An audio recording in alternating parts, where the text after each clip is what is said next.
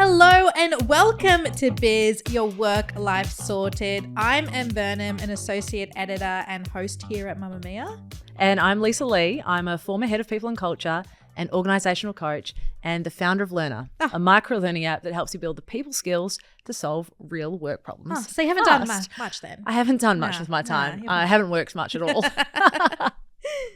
Today we're diving into a topic that's definitely hit me hard at different points in my career, the workaholic trap. You know that feeling like you should always be working, even when you're not sure it's getting you anywhere? Yeah. It's like that always on, right? Like you are constantly thinking about work, and when you're not thinking about work, it's because you're doing work, and that's it.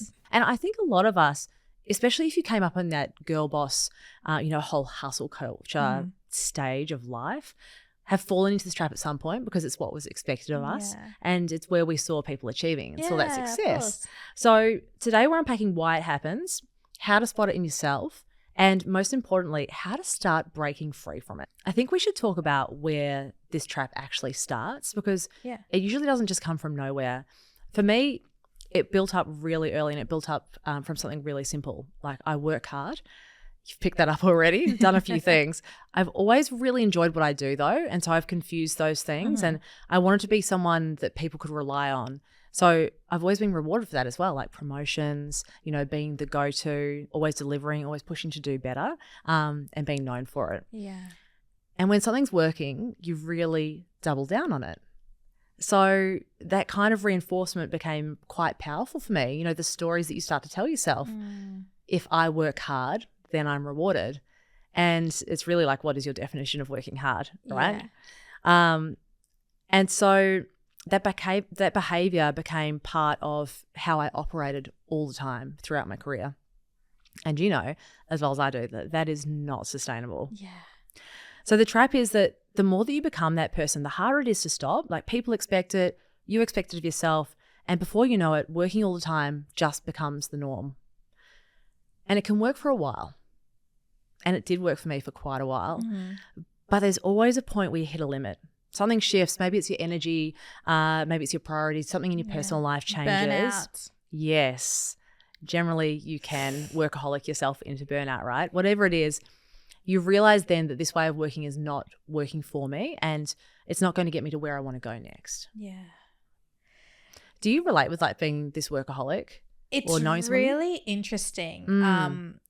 I think in the beginning of my career, I definitely was a workaholic, especially when I first started this job here at Mamamia, because I started here when I was quite young. I've talked about this many times. I think I was like 21, turning 22 or something like that. Yeah. And now I'm 29. And I remember when I started, the only person I knew who had like the big career that I wanted to achieve was my mum. Like, she was just like big boss energy. Yeah. And she was a workaholic. And I was like, that's what I have to do. And I remember I started here and everyone was like, go home, go. Like, it was crazy. I was so young, and I would be here till like 8 p.m. doing like a meaningless task that I didn't really need to do. And I just wanted to do it and show that I could do it. And I feel like it's generational, right? Like, I feel like a certain generation awarded that kind of work. Yeah. And that's kind of shifting now. Now that like millennials and older Gen Zs are becoming managers, it's more respectful to not have to rely on people to show that they're literally dying for the job. Yes. And I used to be so annoyed because I would see young girls come into work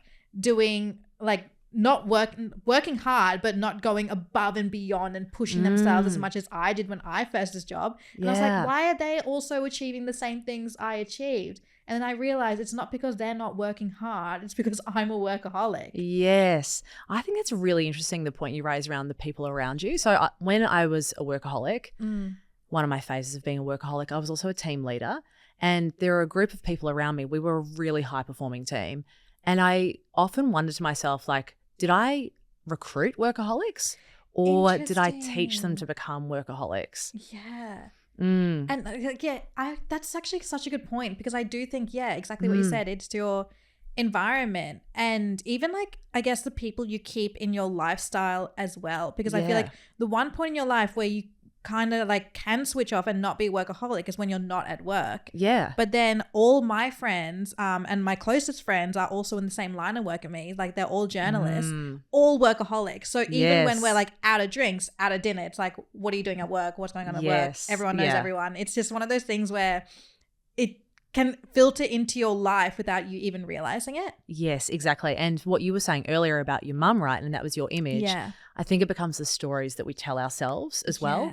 One of my stories that I was telling myself was that, people can rely on me. Therefore, I don't want to let people down. And so I'll keep working to make sure that I'm not letting anyone else down. Yeah. I mentioned to you earlier, there was this tipping point for me last year in this. I think I've always been a bit of a workaholic. I've always had really good work ethic. Yeah. And it's varied into stages of being good work ethic into workaholic and back again. But last year was huge for me because I worked myself basically into burnout twice. Twice? Yes. Twice in 1 year. It's quite a lot, right? Yeah. And so as I was coming through the second point of realizing that I'd hit burnout, I was like, something has got to change. How did you realize that you hit burnout? There's a couple of signs, and I think you have a podcast, and we'll link to it in the show notes around the actual signs of burnout. But there's this feeling of like absolute physical and mental exhaustion. Yeah.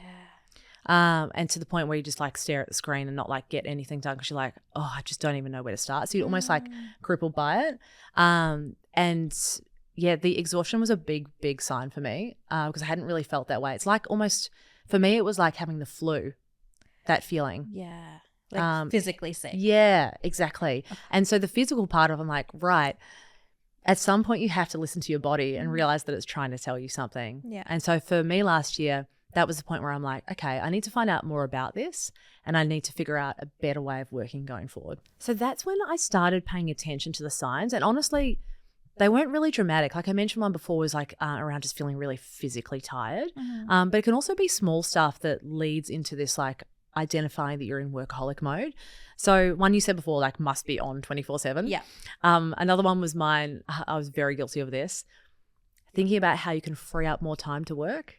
So, oh my God, I've done this. Yes. So it's embarrassing. Yeah. And do you know what? When you clock it in your head, you're like, ooh, I don't think that's quite right. Like, I was calculating mentally, like if that happened, then I could actually squeeze in an hour here.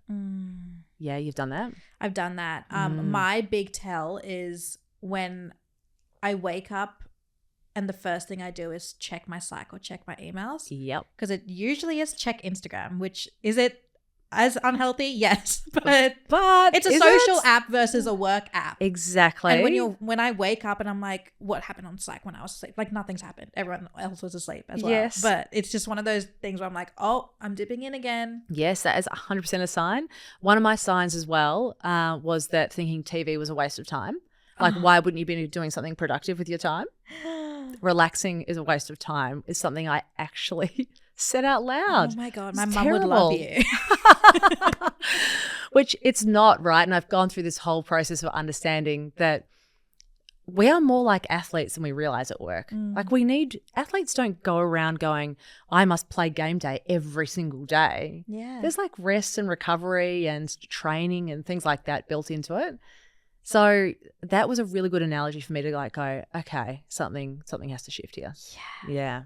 I also think like it's worth touching on, Em, that there are points in your career where you do want to or have to work hard. And like you want to dig in, right? You know, there are times in my career where I was working on certain projects and really good opportunities, and I'm sure you'd like resonate with this. And I did have to dig deep. But it wasn't 24/7 and it wasn't every day of the week as well. And so that's not what we're talking about here. We're saying, yes, work hard at points, but don't make it a habit.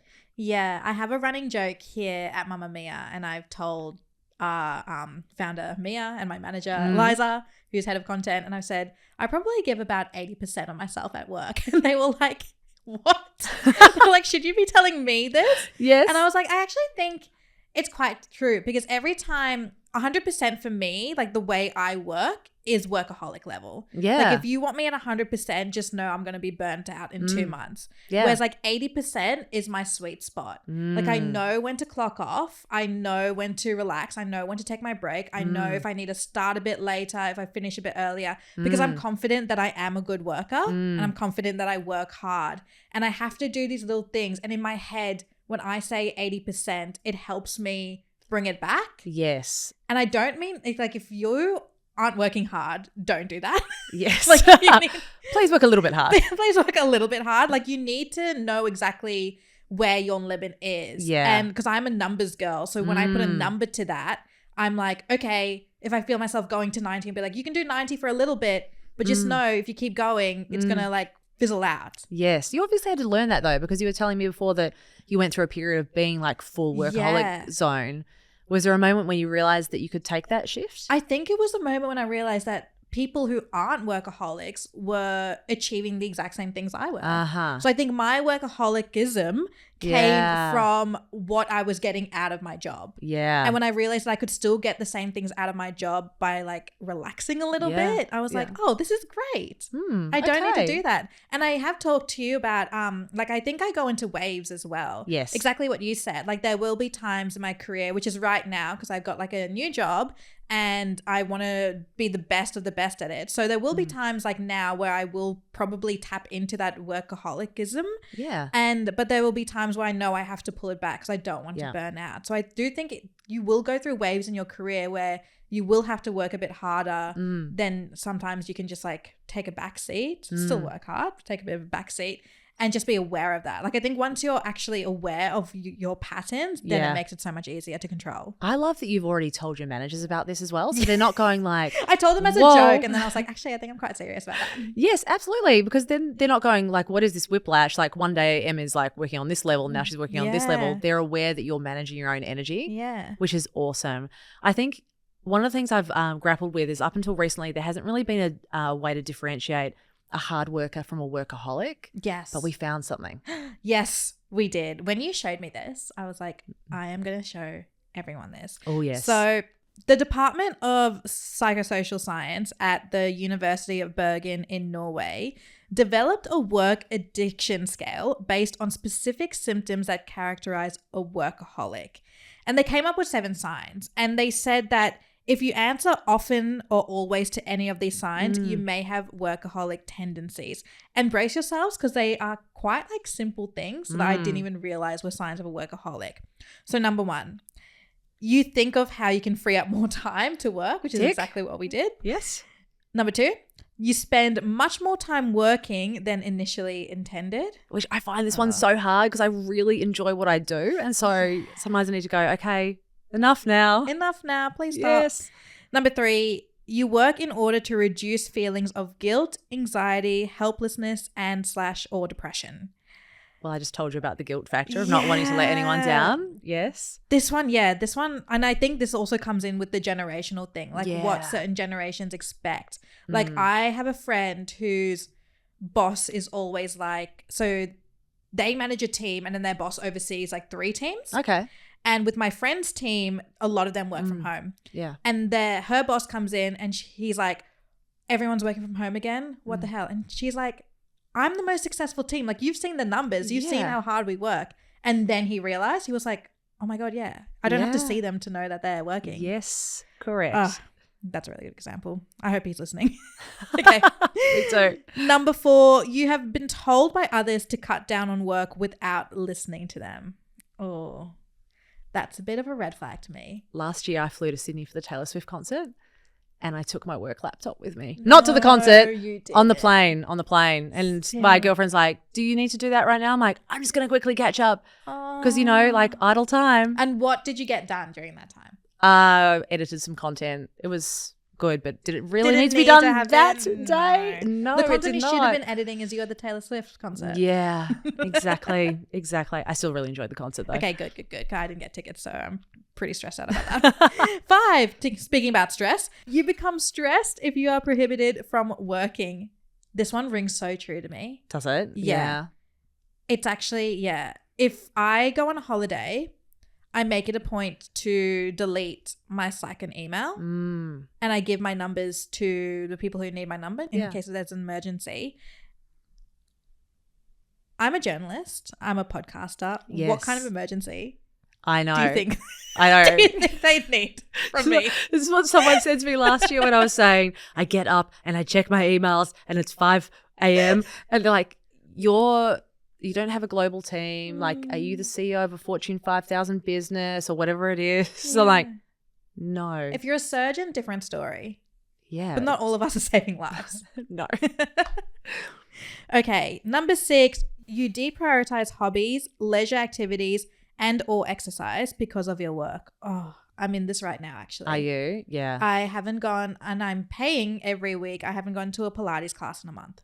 Oh, see, I've come out of the other side because last year I would work really hard and then I would thrash myself really hard at like some like body fit kind of situation. Yeah. So and it's either or. Yeah. And then this year I'm like full Pilates, Zen, must be part of my day kind of situation. I need to bring it back. Yeah. It's hard though, especially the hobby stuff. Yeah. Like it's kind of like literally what you said. Like, why would you waste your time watching TV? Yeah.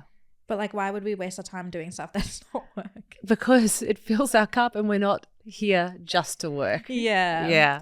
Okay, number 7, you work so much that it has negatively influenced your health. Mm-hmm. This is a big one. I was burnt out. I can't remember what year it was, but it was probably like 3 or 4 years ago. I became so physically sick. I had to take 3 weeks off work. Wow, that's huge. And I went to the doctor. It was like, it was like kind of what you said, like felt like the flu, but no flu symptoms. Like I was sleeping for 15 hours a day. It was just like full exhaustion. Like my body couldn't deal with it. And my doctor was like, because we're quite close. So he sees like all my articles and stuff. So he knows how much I work. And he was like, I think you've like burnt yourself out. And that was the first time a doctor has told me I was burnt out. I think doctors are also much more aware of it. And if you are listening along to this and you're experiencing these kind of symptoms, go and talk to someone about it. It's so important, whether that's a close friend or your GP, because while we can laugh about coming through this now and everything, it is like something that impacts your life. You need to work it out. And your workplace should be on your side. Like I'm so lucky here at Mamamia where we take burnout very seriously. Yeah. So like it's like, go do your thing. Like that's work great. on yourself. That's great. Like be aware that there will be some workplaces that they're like, it's still such a new thing, right? Like the concept of burnout. There's still places where they're like, what do you mean? I mean, I started my career in advertising and this is like Burnout City. I know. This is like 15 years ago as well when it started, and it was like glamorized burnout. It was full work hard, play hard, and I loved it and I was young, but you can't keep doing that forever. No. Yeah.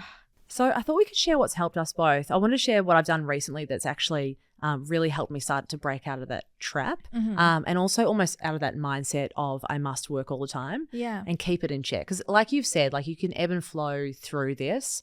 There are times when you can work hard. We just don't want you to end up becoming a workaholic and that being part of your life, right? Yeah. I will say I'm still a work in progress. I really love what I do. And so I do find it hard to switch off. I was even writing these notes quite late at night for this episode. I got that notification, girl. Yes, and it was great for me who checks my emails at 6:30 a.m. That's the first thing I saw. So keeping it in check and just being much more aware of it. And like I think the start of any problem always needs a bit more of intention and realization that you don't want it to be that way. So a couple of things I did. So when I was in burnout part 2 last year, I was like, something has to change. I can't keep doing this. If you want to change anything at work or in life, you need to figure out why. Like, why is it important for you to change it?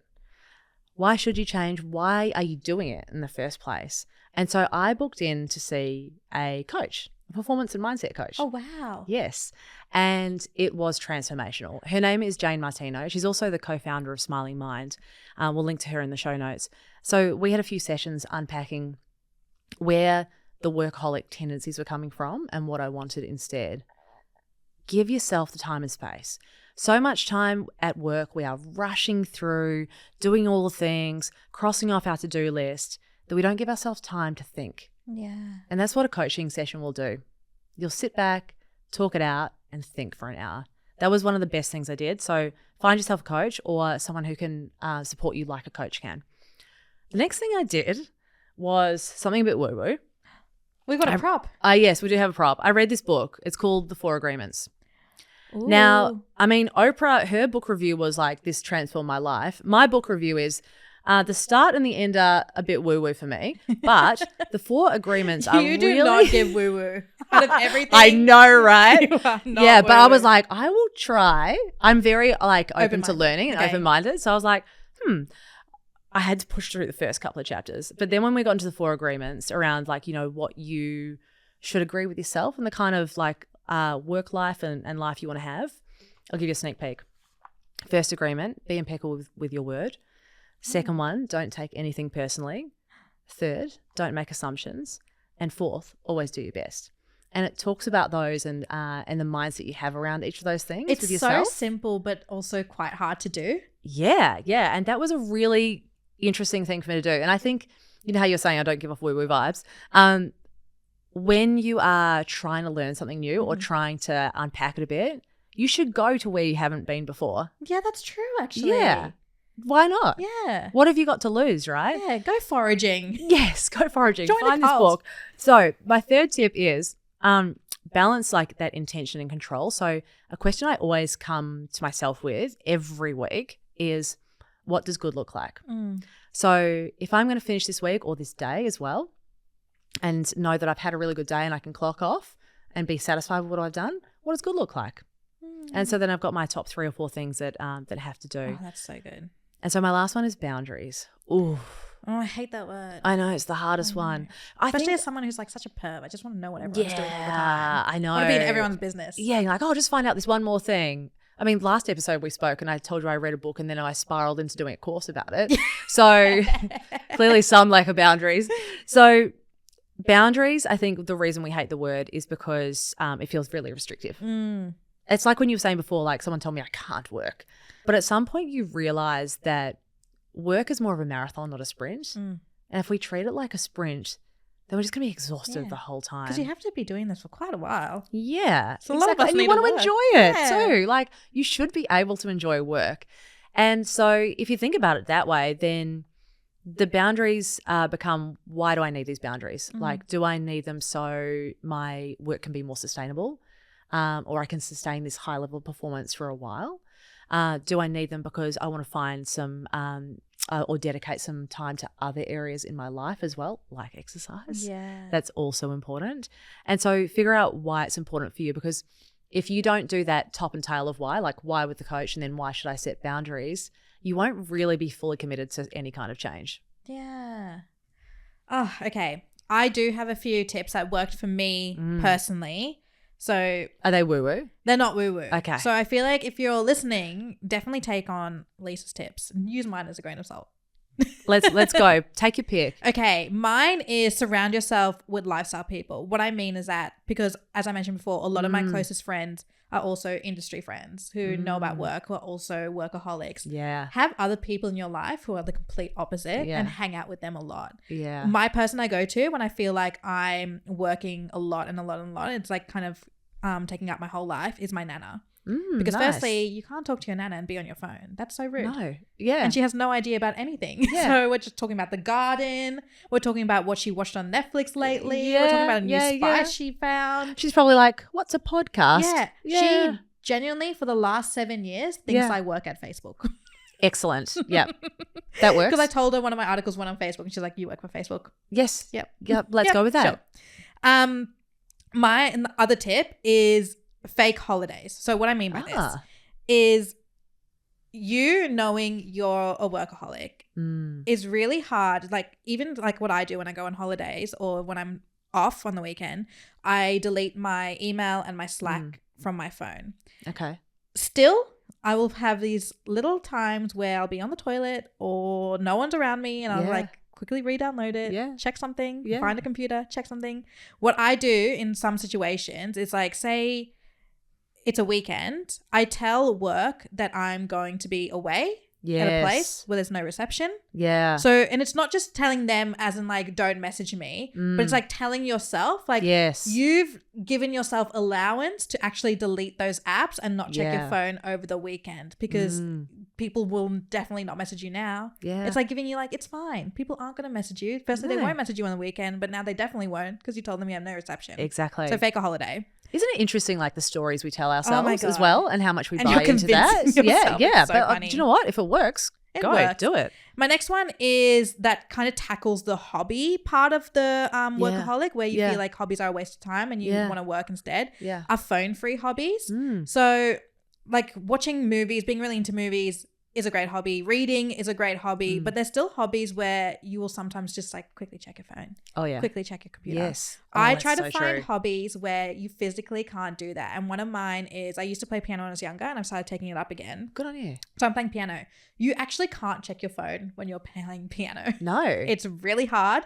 And then if you have those like workaholic tendencies where you just want to achieve something and be good at it, just make finishing that piano piece that thing. Yes. And then just tell yourself that if I finish this, if I do that, then that's something I've achieved. And then you haven't thought about work for like an hour. Yeah. That would be almost a form of like mindfulness, wouldn't it? Like playing the piano. Nice. Like it's the one thing that I can do where like you physically can't think about anything else because then you'll stuff it up. Exactly. So and it's just so nice. Present. Yeah. I love that. And my last thing is what I brought up before is pick your waves. So pick the times in work where you do want to work a bit harder, and pick the times where you can just kind of chill out a bit. Yes. Yeah. I think if we can give everyone like one useful thing to go away from this with is, if you are feeling like you're part of some of these workaholic tendencies are calling out to you, and the list you shared with us before, figure out why. Yeah.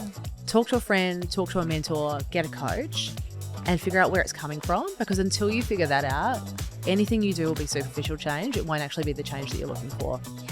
Yeah.